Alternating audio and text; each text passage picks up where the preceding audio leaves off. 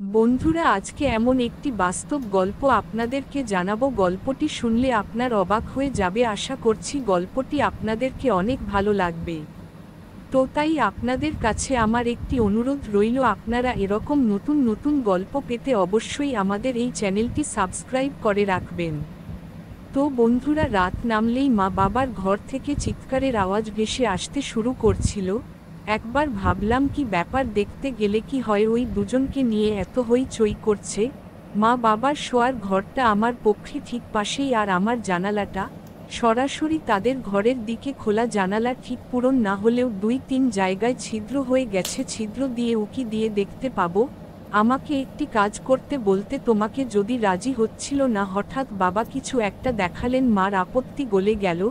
তাদের এভাবে দেখে আমার গায়ের এক অদ্ভুত রকমের চুলকানি হচ্ছিল। হাতের সাহায্যে চুলকানি বাবার চোখে পড়ে গেলাম আমি। পড়ে তিনি শান্তি, আমাদের বাড়িতে বিশাল, এখানে থাকি বাবা মা আর দাদা দাদির সঙ্গে। বাবা মায়ের একমাত্র সন্তান বলে আদর যত্নে আমি বড় হয়েছি। যৌক্তিক অযৌক্তিক সব চাহিদা পূরণ করেছেন তারা। তাই আমাকে বলতে পারেন নষ্ট বালা। বয়স 20, কিন্তু শরীর থেকে কেউ বিশ্বাস করবে না 22 বছরের মেয়ের মতো করণ। এর পেছনে আমি নিজে দায়ী। কারণ 15 বছর বয়স থেকে আমি রাজা কাপ 8টি নেশা ধরেছে। 4টি কক্ষ রয়েছে, একটাই থাকি। মা বাবা দাদা দাদি তারা সারাদিন নিজেদের ঘরে কাটান। তৃতীয় সবচেয়ে সুন্দর কুকুরটা আমার বাসনা থাকে। মেহমান এলে সাজিয়ে তোলা হয়। বাবার বয়স 45, কম বয়সে বিয়ে হয়েছে বলে দুজনে দেখতে বেশ যুবক যুবতীর প্রায়। বাবা ব্যস্ত চাকরি নিয়ে, মা সন্তোষী পুরুষ হলেও তবে চিন্তা ভাবনায় পুরনো যুগের। সারাদিন সংসার আর শ্বশুর শাশুড়ির সেবায় কেটে যায়। একটা বিষয় পরিষ্কার, মা বাবার জন্য সময় বের করতে পারেন না। তার অসম্পূর্ণ ইচ্ছেগুলোই তাদের মধ্যে কলহের কারণ।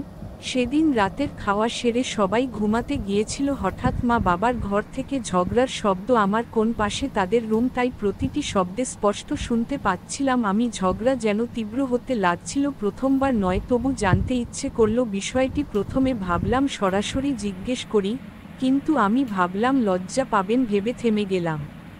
কৌতূহল চেপে রাখতে না পেরে উঠে বসলাম। আমার ঘরের জানালার ছিদ্র দিয়ে আমি উকি মারলাম।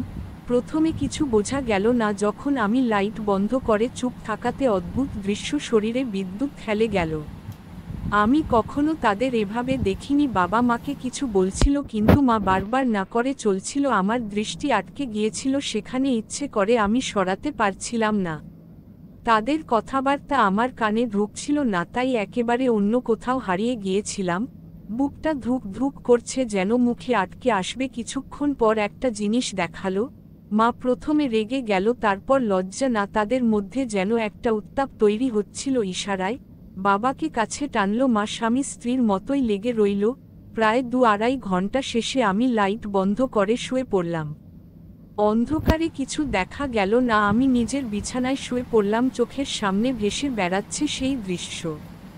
আমি ভাবতেছিলাম আমার জীবনে যদি কেউ আসতো। এমন সময় জ্বালা শুরু হলো। হাতের সাহায্যে নিতে মনে হলো, কেউ যদি পাত্তা না দিয়ে। পুরনো স্মৃতি ভেবে আমার 1 ঘন্টা কেটে গেল।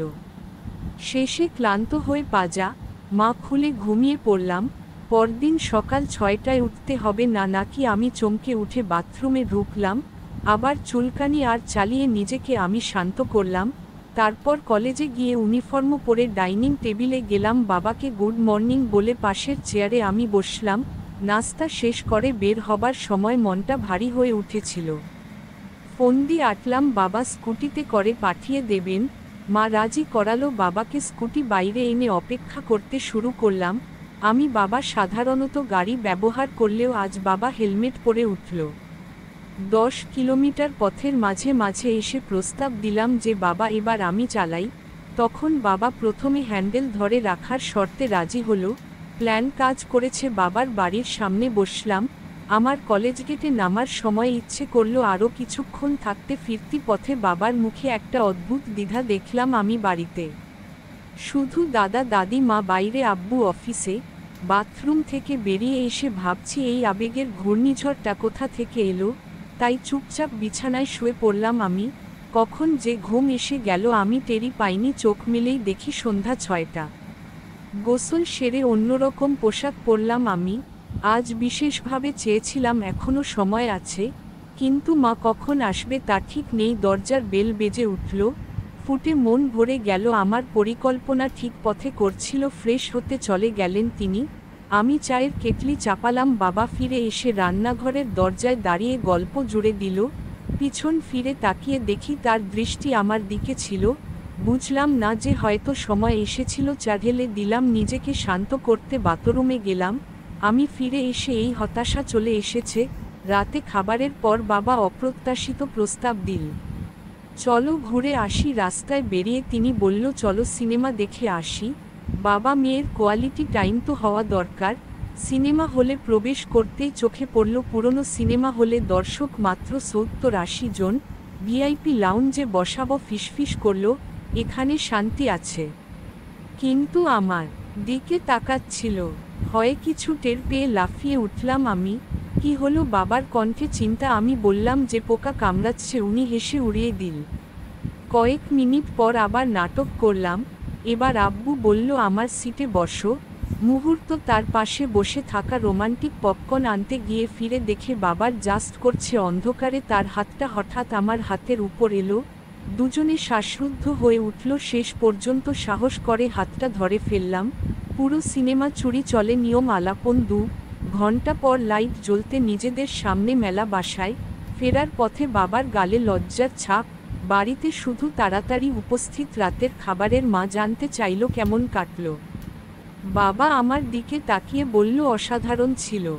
এই গল্পটা আপনাদেরকে কেমন লাগলো অবশ্যই আপনারা কমেন্ট করে জানাবেন, এবং আমাদের এই ভিডিওটিতে একটি লাইক দিবেন এবং আমাদের চ্যানেলটি সাবস্ক্রাইব করে রাখবেন পরবর্তী রোমান্সের জন্য। আজকে এই পর্যন্তই। ধন্যবাদ সবাইকে।